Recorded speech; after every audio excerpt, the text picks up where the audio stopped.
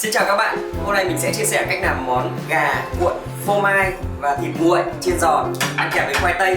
Món này là một món phổ biến ở Pháp, có tên là chicken cordon bleu. Đối với phần thịt gà, để làm món thịt gà ngon nhất thì mình sẽ chọn phần ức gà. Và phần ức gà này thì mình sẽ thái mỏng ra.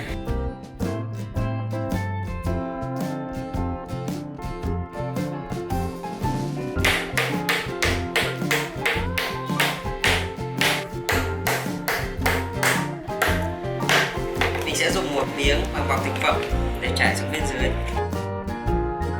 Mình sẽ cho một chút oregano vào trên này.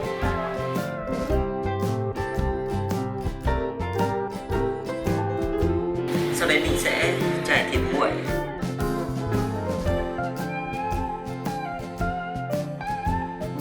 Tiếp đến là một lớp phô mai.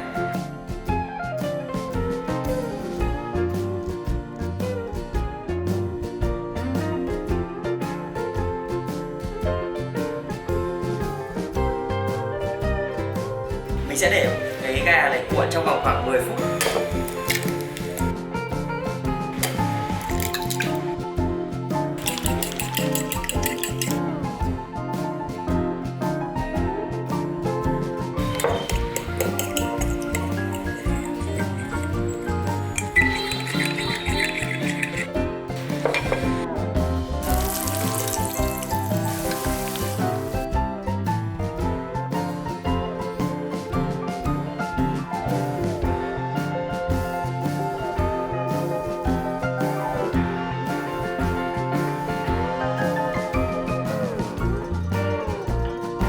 Đầu tiên là mình sẽ nhúng qua một lớp trứng, sau đấy là lớp bột này là bột chiên giòn và mình đã hòa với nước rồi.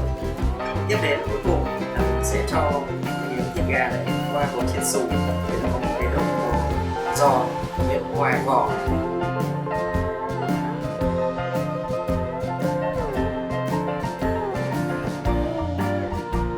Để cho miếng thịt gà được chắc khi chiên thì mình có thể là cắm tăm vào đây để cho nó giữ được hình thịt gà đó.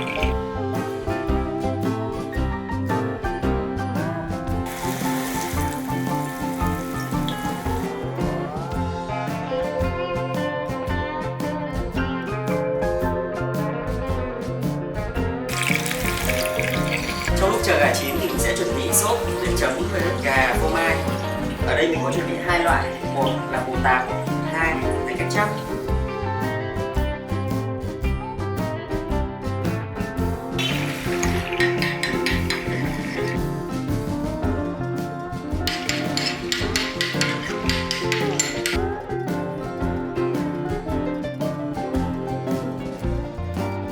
Các bạn nhớ là rút những cái chiếc tăm mà mình vừa cắm ra.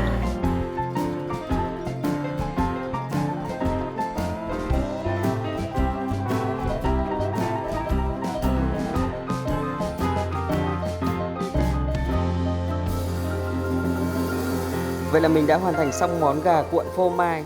Vậy tiếp theo sẽ là món gì? Mời các bạn đón xem video tới.